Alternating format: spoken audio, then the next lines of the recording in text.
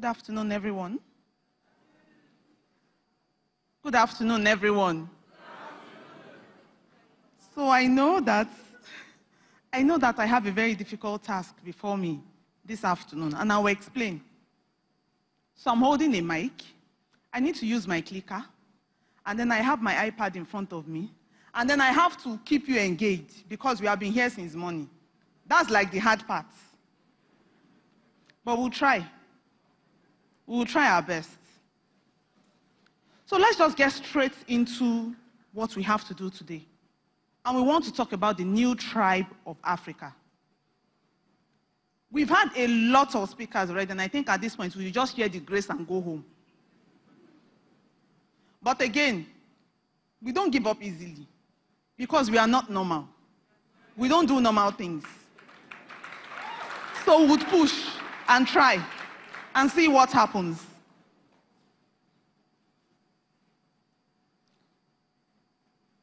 My mother taught me selflessness.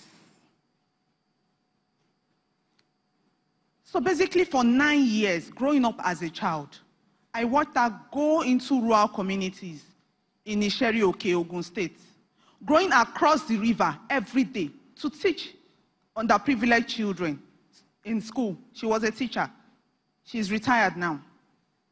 And for 9 years, I watched her take a boat every day and come back home. She doesn't know how to swim. But she went across the river every day and came back home every single day for 9 years. And even when they tried to transfer her out and transfer other teachers in, the other teachers would be like, no, Mrs. Mabadeje like you over the river. And so they will take her back to the community and post the teachers out. And she never complained for one day. And she risked her life every single day. And I also remember while growing up, that was when she started her teacher training course. And she had to leave us at home with my dad. And my dad was, the only food my dad probably could cook was eba. He was an expert eba maker. And he did not even consider that he was making eba for kids. So the size of the eba was not small at all. And so when my mom says she's going off for a course over the weekend, we know that all through the weekend we'll be eating eba. And that eba will be very huge. And if you don't finish it, it's trouble. And so many times, sitting at the dining table with my siblings, we'll take all this mold of eba and lay it under the dining table. And we'll tell my dad that he's probably hearing for the first time here now. And tell my dad that we are full, we are done. But those two incidents shaped my life and my future. They told me that I can have a husband that supports my work. They told me also that I can be very selfless in life and the things that I do. To become the new tribe of Africa, sometimes you feel that you are inadequate. Sometimes you feel like you do not even have enough within you to push on. Sometimes you feel like, these people, maybe their background has shaped them in such a way and you didn't have that privilege. But many times, it is about surrounding yourself with the right people who can inspire you to action, who can cheer you on and up, who can tell you to keep pushing. In the university, I was a very introverted person. There are people I never spoke to in my class in university. I was just deeply introverted. But I had this group of friends. And in the final year, one of their friends became the LSS president. And they wanted to select somebody for a debate in LASU. And my friends were part of the Friends of the LSS president. And they said, Peju will lead the debate to LASU. Peju that is deeply introverted. They kept on saying I can do it. And I remember from taking the trip from OAU down to LASU that day, I just kept cramming everything I needed to say. The topic had to do with exercise of exercise of the court's discretion in impeachment proceedings. And Eto and Dayo kept telling me I can do it. And we got on stage, and they called the chief speaker from OAU. And I got on that stage, and Eto will probably remember this line, where I said, the exercise of the court's discretion in impeachment proceedings is nothing but a tantalizing mirage. Don't try me, oh. The whole hall, everybody was shouting, and I'm like, it's like I'm making sense. I'm making sense. And so I continued with my tantalizing mirage. And then we finished. And everybody came to meet me that I spoke so well. And my friends were very happy. And we won that debate. We did. We did. To the shame of the devil. We did. And we went back to OAU. But that singular opportunity broke me loose. That opportunity made me realize that, look, there's no point to being like this. There's so much more you can achieve.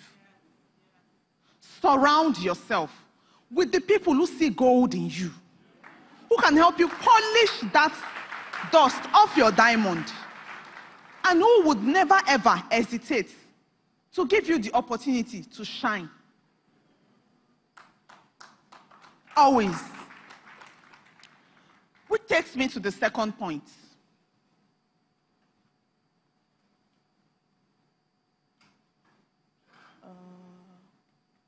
Okay, so this is me. In 2008, at the law school graduation, you can see I'm a slay queen. Even if you don't think so, I think so. And I'm all that matters. And my husband too, he thinks so. And I finished law school, came to Lagos. Got a job immediately with a senior advocate of Nigeria. If you are a lawyer, you would know that working with a senior advocate of Nigeria is one of the best things that young lawyers look forward to. And I got a job with this senior advocate at Onikon. And I worked there. After the first week of working there, I received a call from a woman. She said I should come for an interview in Lekki. And I went. I got to Lekki phase 1, and I entered the place. They were setting up chairs. They were doing stuff. They were just basically setting up the firm. I met Ms. Aboyade. I had an interview with her that day. And what she did at the interview was to basically tell me her goals, her dreams, her vision, what she wanted to get out of this. And she also told me that she was just starting up the firm. We ended the interview. I went back to work. And 2 days later, she called me and offered me a job in a new law firm that she was just starting. A job for 70,000 naira. At the law firm where I was working, I was also earning 70,000 naira. The law firm was at Onikon. I was earning 70,000 naira. Established law firm. The man is already a senior advocate. And then there was this other law firm that was just starting. In Lekki phase 1, same 70,000 naira. And I sat down and thought about it. I was coming from Yanokpaja every day. And when I say Yanokpaja is just like a landmark. Oh. Like you cannot get to Yanokpaja and say, Peju, I'm at Yanokpaja. I will now tell you, look. I will now say, wait now. I'll say, wait, hold on. Now, which side of Yanokpaja, left or right? You give me description. I'll now tell you, okay, so you need to cross. Don't take Imoson inside bus. It does not get full quickly. Take command, Aboru, or Ipaja. Drop at Imoson bus stop. So when you get to Imoson and you tell me, Peju, I'm not at Imoson, come out. I'll now say, no. Take a bike from there. And ask for so and so. That's the type of Yanokpaja I was living. So I was basically taking one bike and 3 buses to work, because I will get to Yanokwaja first and then commute from there. And then when I get to Obalende, commute to work. And this woman is basically turning my 3 buses and 1 bike to 2 bikes and 4 buses for the same 70,000 naira. But guess what I did? I resigned my appointment with the senior advocate and joined this woman. And there was a reason for it. I wanted to see the possibility. I wanted to see real life growth. I wanted to have the opportunity of watching somebody's dream come alive. I want to see what being able to bet a vision and live through that vision looks like. Our goal was to become a senior advocate of Nigeria. 5 years ago, she became one.